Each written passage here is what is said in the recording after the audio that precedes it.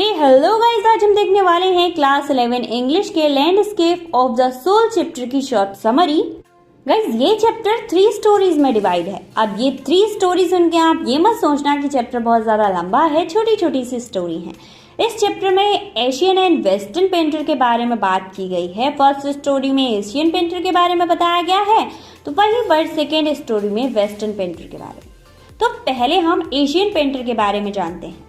Asian painter जिनका नाम वू डाउजी है, 28th सेंचुरी में जियांगजोंग के लिए एक स्पेशल पेंटिंग बनाते हैं।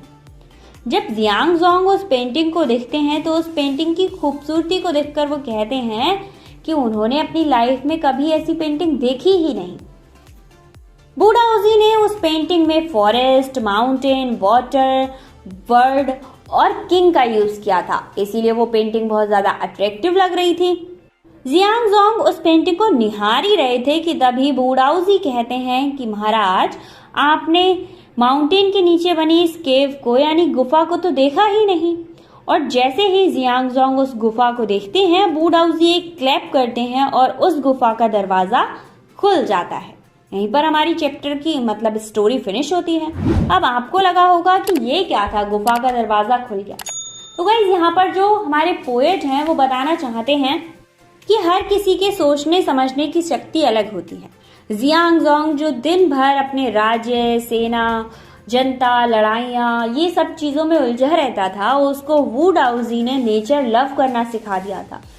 वो इंसान यानी जियांगजोंग उस पेंटिंग से अपनी निगाहें हटा ही नहीं पा रहा था और उस पेंटिंग की खूबसूरती में खो गया था। सेकेंड स्टोरी है हमारी वेस्टर्न आर्ट एंड कल्चर से, और जो पेंटिंग है वो एक वेस्टर्न पेंटर बनाता है। वो एक ड्रैगन की पेंटिंग बनाता है जो इतनी ज्यादा खूबसूरत होती है, इतनी अट्रैक्टिव होती है कि वो रियल लगता है। एक इंसान उनसे पूछता है कि इस पेंटिंग में आइज क्यों नहीं है। उस पेंटिंग में जो कमी थी वो केवल ये थी कि उस ड्रैगन की आइज नहीं थी। तो जब इंसान उनसे क्वेश्चन करता है तो वो आंसर करते हैं कि मैं अगर इस ड्रैगन की आइज बना देता तो ये ड्रैगन इस पिक्चर से निकलकर बाहर भाग जाता। अब ये सोचने वाली बात है कि एक पिक्चर में प्रेजेंट ड्रैगन आखिर बाहर निकलकर कैसे भाग सकता है। अगर आपको पता है कि भाई कैसे भाग सकता है तो मुझे कमेंट करके जरूर बताना। इसके बाद आ जाती है हमारी थर्ड स्टोरी। थर्ड स्टोरी में एक लोहार को एक पेंटर की बेटी से प्यार हो जाता है। तो जब लोहार शादी करने के लिए कहता है तो पेंटर मना कर देता है। सामाजिक स्थितियों के हिसाब से वो कह देता है कि मैं तुमसे अपनी बेटी की शादी नहीं कर सकता। पेंटर खुद को ऊंचा ओहदा देता है सामाजिक तौर पर और इसीलिए वो शादी के लिए मना कर देता है। बट एक दिन होता क्या है, जो पेंटर था वो अपने स्टूडियो में नहीं था, जहां पर वो अपनी पेंटिंग बनाता होगा वहां पर नहीं था।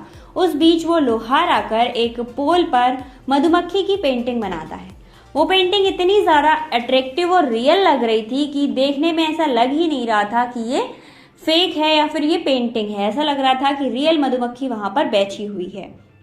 अब पेंटर अपने स्टूडियो वापस आता है तो वो देखता है कि मधुमक्खी है, तो वो उसे उड़ाने की कोशिश करता है, पर वो पाता है कि ये एक पेंटिंग है और देखता है उसकी खूबसूरती को। उस चीज को देखकर वो अपनी बेटी और उस लोहार की शादी करा देता है। गाइस, इन तीनों स्टोरी से आपको ये तो समझ आ ही गया होगा, जहां पर ईस्टर्न पेंटिंग में व्यू ऑफ पॉइंट को, डिफरेंट व्यू ऑफ पॉइंट को दर्शाया जाता है, वहीं पर वेस्टर्न में रियलिटी को कैप्चर करने की कोशिश की जाती है। वहीं पर अगर हम चाइनीज पेंटिंग की बात करें तो वो सांसुई कॉन्सेप्ट पर बनती हैं।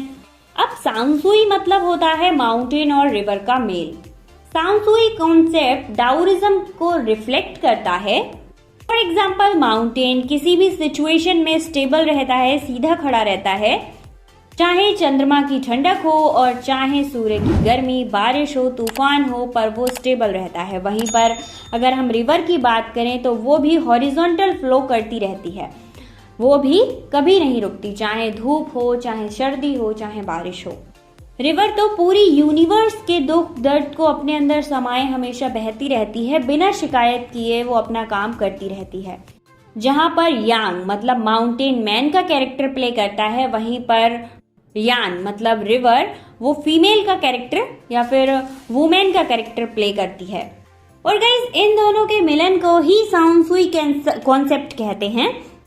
फिर आती है हमारी आसमान की बात। जैसे हमारे आसमान और धरती में एक डिस्टेंस रहता है, उस तरह ही माउंटेन और रिवर के बीच में भी एक डिस्टेंस मेंटेन रहना जरूरी रहता है।